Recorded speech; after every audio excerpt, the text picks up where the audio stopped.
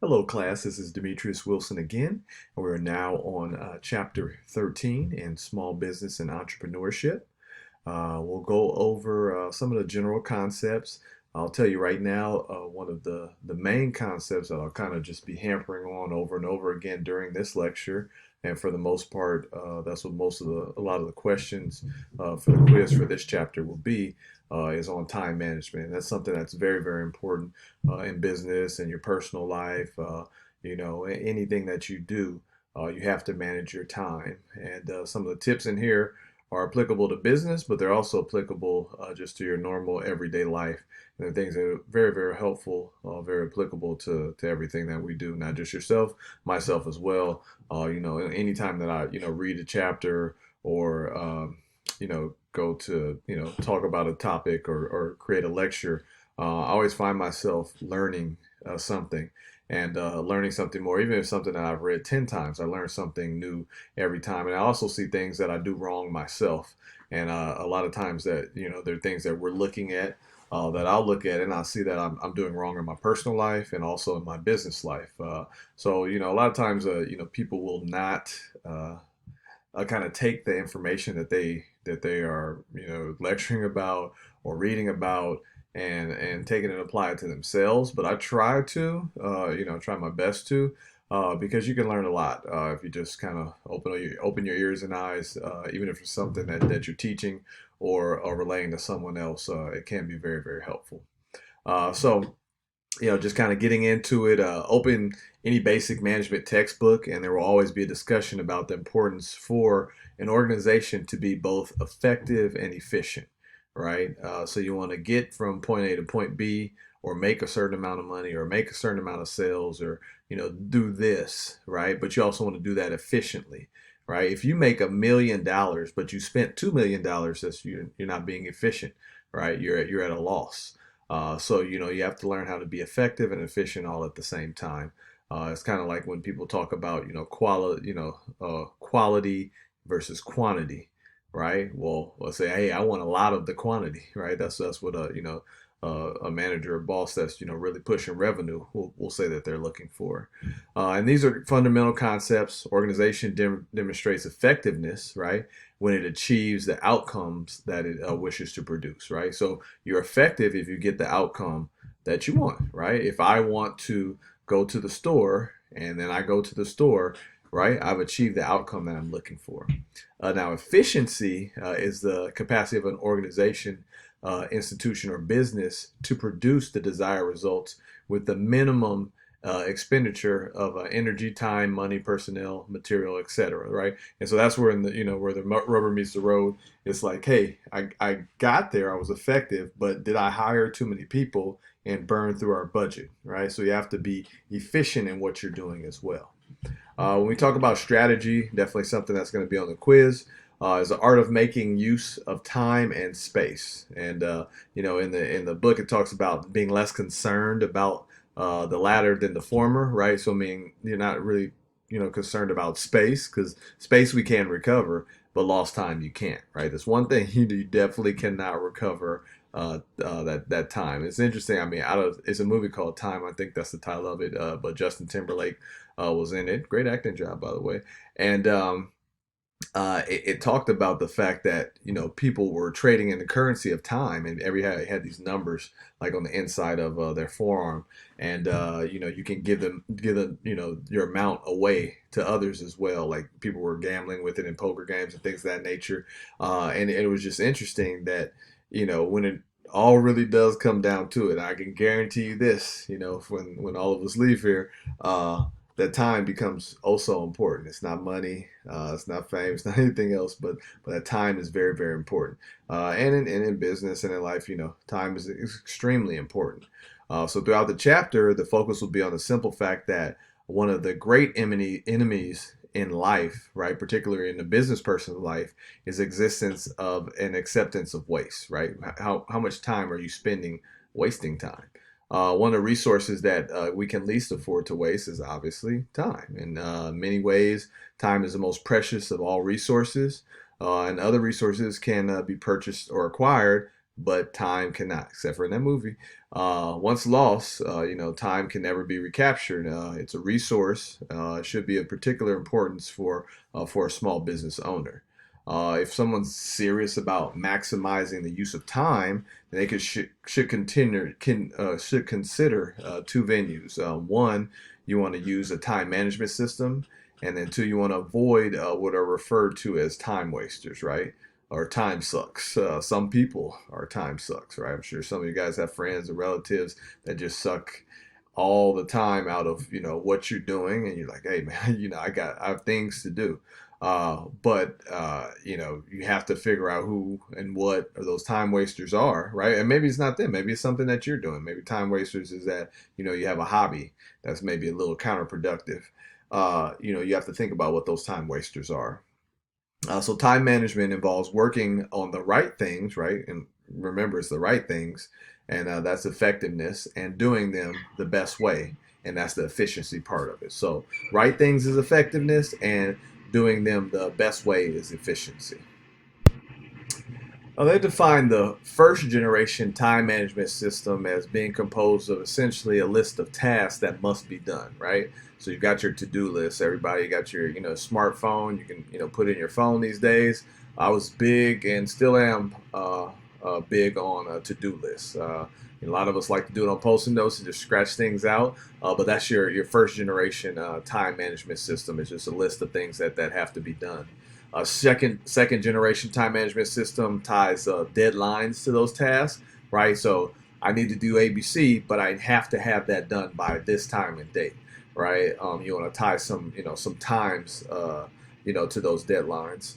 So you want to make sure that and a lot of times people, when they talk about SMART goals, right? They say they want to be measurable, and they want to be time based as well, and that's very, very important.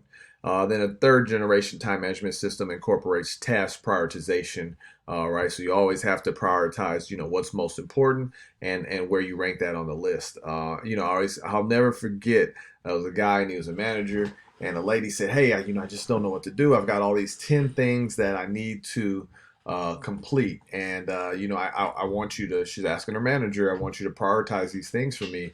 And he said, they're all priority. Well, if they're all priority, then none of them are priority. And you have to figure out a way to tell people, this is what I want you to do first, this is what I want you to do second and third, and so on and so forth. Advocates Covey, they say that he advocates that individuals should have a deep understanding of what is important in one's life, and then recognize that on any day, one will assume, they'll assume different roles. So both elements need to be incorporated into the time management system. So you have to know and understand what's important to you, right, in your own personal life, and then you also have to know and understand what's important to your company. How would they want things prioritized? An activity log involves writing down every task and activity a person is involved with during a day, right? So you're taking down notes in terms of all the different things that you do. And it also requires noting when these activities occurred during the day, right, and how long they lasted, right? So, okay, I did this particular task, I did it at 10 o'clock and it lasted 30 minutes, right? It would be very useful to also comment on one's emotional state and energy level while performing these tasks and activities, right? So you want to know like where you're at, like what type of place are you in emotionally? Are you motivated by when you're doing these things? Are you very unmotivated? You have to take note of those things. Logs should be maintained for a period of time, generally 1 or 2 weeks. At the end of this period, you want to analyze how time was spent. And this analysis looks for some of the common threads. I'll go ahead and list some of those. How much time per day or week is spent on particular activities? When during the day did you feel the most productive, right? When you feel like you got things humming and going? When during the day did you feel the least productive? When did you feel like, sleepy or tired and just like, oh, I just don't have the energy? Or have the most disruptions to your workflow? What activities were individuals who created these disruptions? What activities were individuals who created these disruptions to the workflow? Like what activities were they completing? Was it individuals that, disrupted the workflow? And what activities seem to provide little or no value, right? I've definitely, had some things uh, done within my departments before that create a little or no value, and I had to address those, and you should always address those head on. Like I had a lady, and she would print every Thursday for this big report. She would print 1,000 pages, and then she would get 3 pages out of that 1,000 pages and put it in a report, and submit it to whoever she was submitting it to. And I said, hey, and she was standing there at the printer the whole time when they were printing. And I said, you're not being very efficient. You're not being effective at all. Let me show you how to do this. This is what you do. You select your print range. You're going to print these 3 pages. That's it. And then we're going to put in a report, and then we're going to send it off to the other department. And she was just, wasting all of this time, and it was an activity that just created, that provided no value. And you should just need a different way to do it. So goal of analysis is to identify which task or activity should be eliminated, and if there's a pattern to productivity, right?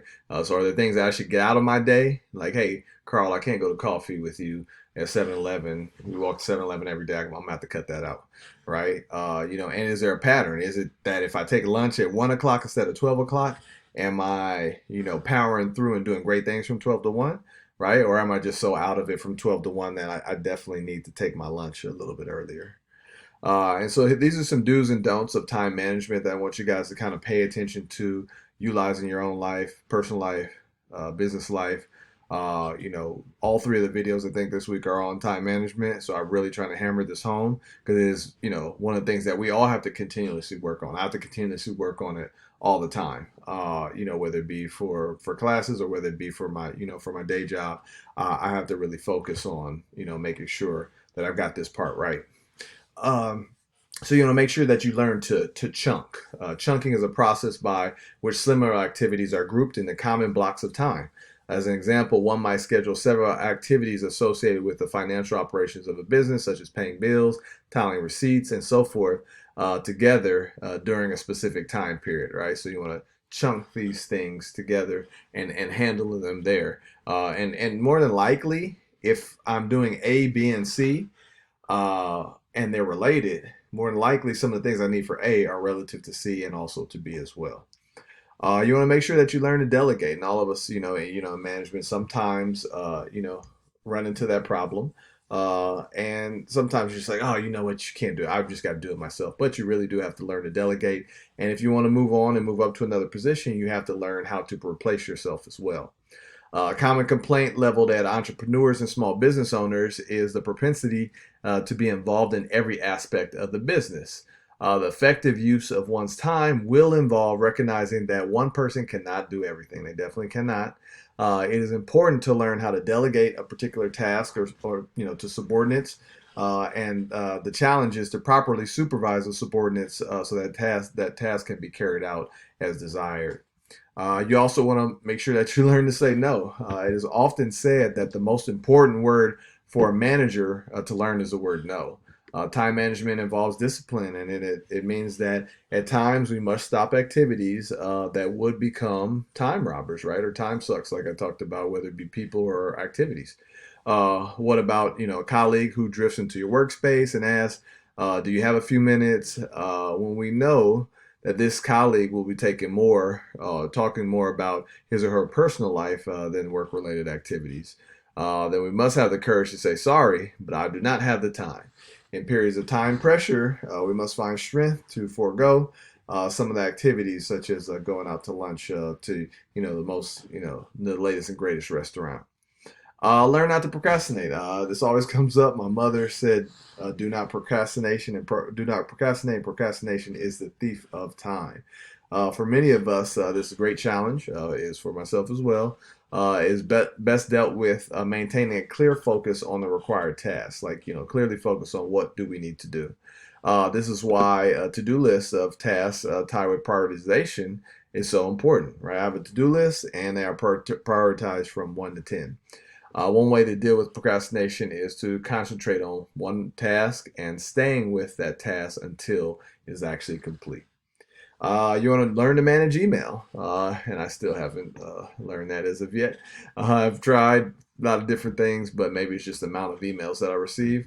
One of the greatest sources of time wasting is improper management of email. The ping announcing of a new email often lures one away from productive work to read the message. One should plan set blocks of time during the day to handle email. Outside of these blocks, one should not open any email. Email should be approached so that each item can be dealt with, then eliminated. And that part right there, I'm going to tell you right now, is easier said than done because if you're in something that's customer or client facing, you have to address those. You have to address those emails and promptly. Um, and then learn to find private time. It's vital that an individual, or it's vital that an individual find time to be alone with their own thoughts and work in isolation without interruption. Time to think always allows small business owner to think about the bigger picture. All right, so that's it for this week. Kept it a little bit. Oh yeah, I kept it kind of right, almost at 15 minutes. So make sure that you complete everything for the chapter. I already have the quiz posted. Watch the lecture. Watch 3 supplemental videos. And then take your quiz, and that'll be it for the week. And you get week 13 in the record book. So if you have any questions, please feel free to email me. You guys all know the drill. Thanks a lot, and have a great day.